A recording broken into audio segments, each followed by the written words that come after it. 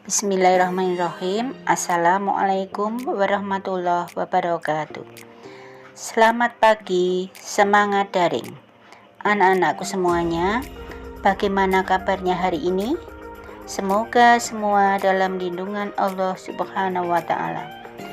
Pada hari ini, kita akan belajar bahasa Indonesia dengan tema mengapresiasi puisi menjadi prosa. Untuk itu, mari anak-anakku semuanya, kita ikuti video pembelajaran berikut ini. Sebelumnya, kita membandingkan puisi dengan prosa. Kita harus tahu, apakah puisi sama dengan prosa? Nah, puisi adalah suatu karya sastra, ungkapan perasaan seorang penyair dengan bahasa yang bermakna sematis serta mengandung irama, rima, dan ritma dalam penyusunan lirik dan baitnya. Nah, untuk itu, mari kita pelajari tentang unsur-unsur puisi. Struktur atau intrisi disebut juga sebagai hakikat puisi. Terdiri dari beberapa hal. 1.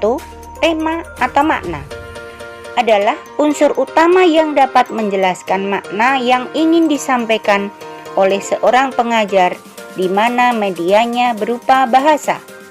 Yang kedua adalah rasa. Rasa sikap sang penyair terhadap suatu masalah yang diungkapkan dalam puisi. Yang ketiga adalah nada. Nada adalah merupakan sikap seorang penyair terhadap audiennya, serta sangat berkaitan dengan makna dan rasa. Yang keempat adalah amanah atau pesan. Yang kelima adalah diksi. Diksi adalah pilihan kata yang baik. Yang selanjutnya adalah rima. Yang keenam merupakan unsur penghias puisi, bentuk pengulangan bunyi baik di tengah, di awal maupun di akhir. Yang ketujuh, tipografi atau tata wajah, pembeda antara karya sastra puisi dengan prosa atau drama. Yang selanjutnya 8, emosional, merupakan sentuhan perasaan penyair dalam bentuk kesedihan, kegembiraan, kepuasan. Setelah tadi kita mempelajari struktur batin intrinsik, yang selanjutnya adalah struktur fisik. Yang pertama adalah perwajahan puisi atau tipografi. Tipografi adalah bentuk format suatu puisi seperti pengaturan baris tepi, kanan kiri, halaman yang tidak dipenuhi kata-kata. Yang kedua adalah diksi. Diksi adalah pemilihan kata yang dilakukan oleh seorang penyair dalam mengungkapkan puisinya sehingga didapatkan efek sesuai dengan yang diinginkan. Yang nomor 3 adalah imajinasi.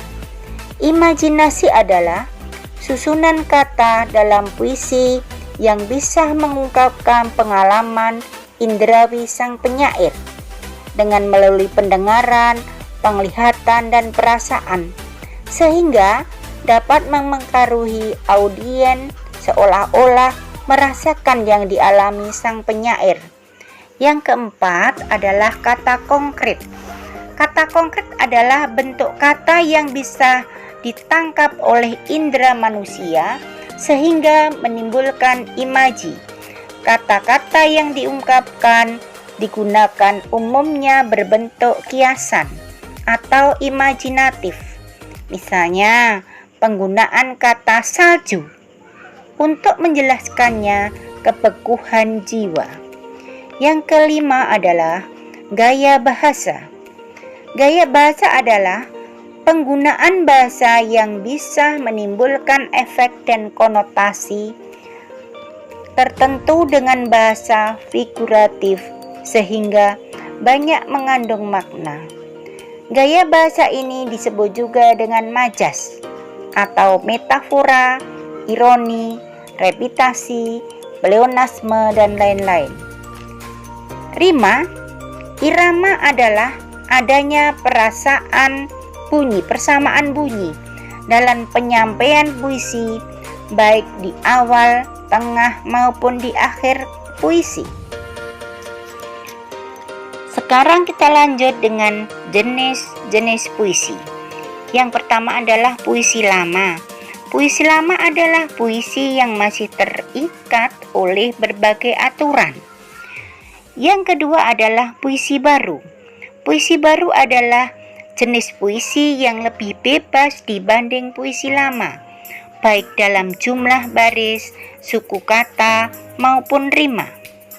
Yang ketiga adalah puisi kontemporer.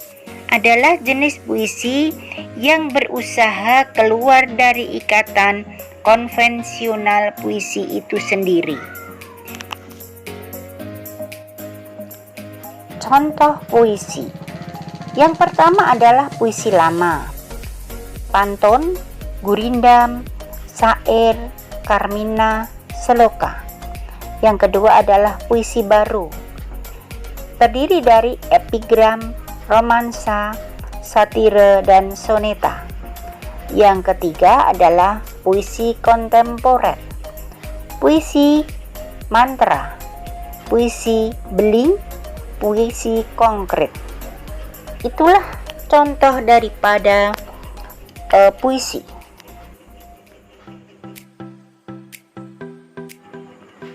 Anak-anakku semua, mari kita pelajari pengertian tentang prosa. Prosa adalah suatu karya sastra yang bentuknya tulisan bebas dan tidak terikat dengan berbagai aturan dalam menulis seperti rima, diksi, irama, dan lain sebagainya.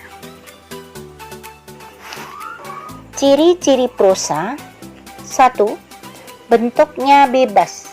2. Memiliki tema. 3. Mengalami perkembangan. 4. Terdapat urutan peristiwa. Yang kelima, terdapat tokoh. 6. Memiliki latar belakang. 7. Terdapat amanat. 8. Pengaruh bahasa asing. Secara umum, prosa dapat dikelompok menjadi 1. Prosa lama. Prosa lama adalah jenis prosa yang tidak atau belum dipengaruhi kebudayaan luar dan biasanya disajikan secara lisan. Yang kedua adalah prosa baru. Prosa baru adalah jenis prosa dan telah mengalami perubahan akibat pengaruh kebudayaan barat.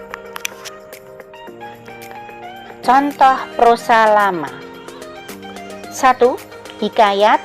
2. Sejarah. 3. Kisah. 4. Dongeng. Contoh prosa baru: 1. Novel. 2. Cerpen. 3. Roman. 4. Riwayat. Demikianlah tadi anak-anakku semuanya pelajaran bahasa Indonesia tentang membandingkan karakteristik puisi dan prosa.